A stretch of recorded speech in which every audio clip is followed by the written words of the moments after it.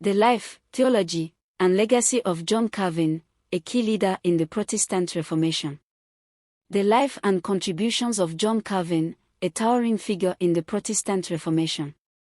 Known for his theological depth, disciplined church governance, and commitment to moral reform, Calvin's work not only transformed Geneva but also left an enduring legacy on Christianity and Western society. John Calvin was a key leader in the Protestant Reformation, known for his emphasis on theology, church governance, and moral discipline. His influence spread far beyond Geneva, shaping Christianity in profound ways. Early life and education. John Calvin was born on July 10, 1509, in Noyon, France. He initially studied theology at the University of Paris but later switched to law, following his father's wishes. His classical education in Latin, philosophy, and rhetoric prepared him to articulate complex theological ideas. John Calvin's conversion to Protestantism. Around 1533, Calvin experienced a religious conversion, turning from Catholicism to Protestantism. He described it as God awakening him to a true understanding of faith. Persecution forced him to flee France, but this began his journey as a reformer. Writing the Institute of the Christian Religion. In 1536, Calvin published the Institute of the Christian Religion, a systematic explanation of Protestant beliefs.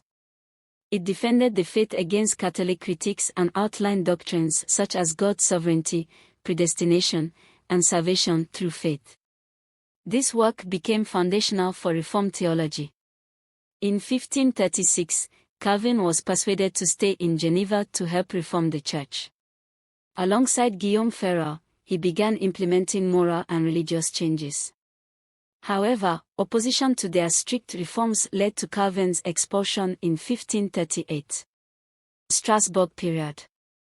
From 1538 to 1541, Calvin lived in Strasbourg, where he pastored a French refugee church. He expanded the institutes, wrote Bible commentaries, and married Idalette de Bourret, a widow and Protestant supporter. This period deepened his theological insights. In 1541, Calvin returned to Geneva at the city's request. He established a theocratic society based on strict Christian discipline.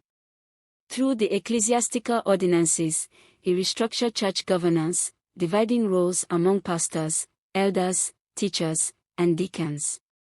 The consistory, a church council, enforced moral discipline. Calvin's theology. Calvin emphasized several key doctrines. 1. The sovereignty of God. God governs all creation and history. 2. Predestination. God chooses some people for salvation and others for condemnation. 3. Covenant theology. He emphasized the unity of God's covenant with humanity in both the Old and New Testaments. 4. The sacraments. Calvin recognized only baptism and the Lord's Supper, teaching that Christ's presence in communion was spiritual, not physical. The spread of Calvinism. Calvin's ideas spread rapidly. In France, French Huguenots embraced Calvinism despite persecution. In Scotland, John Knox introduced Calvinism, leading to the rise of Presbyterianism.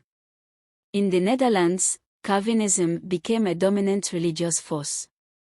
In New England, Puritans were deeply influenced by Calvinist theology. One significant controversy involved Michael Servetus, a theologian accused of heresy. In 1553, Servetus was executed in Geneva, a decision supported by Calvin. This event remains a contentious part of Calvin's legacy. Calvin also faced criticism for his strict enforcement of moral laws. Calvin's contributions to theology, church governance, and moral discipline remain foundational for Protestantism. His Presbyterian model of governance and emphasis on God's sovereignty continue to influence Reformed churches worldwide. His work also shaped education, democracy, and the concept of hard work and individual responsibility. John Calvin served in Geneva until his death on May 27, 1564. He requested a simple burial, reflecting his humility. Calvin's Reformation left a lasting impact on Christianity and Western society, shaping the faith for generations to come.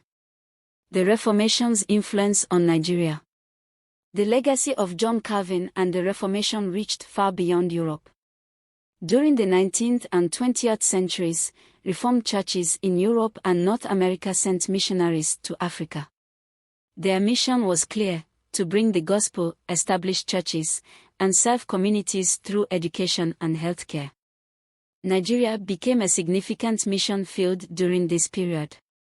In the 1970s, Dutch Reformed missionaries played a crucial role in founding the Nigeria Reformed Church, NRC. Their efforts focused on rural areas, where they shared the gospel and planted churches deeply rooted in Reformed theology.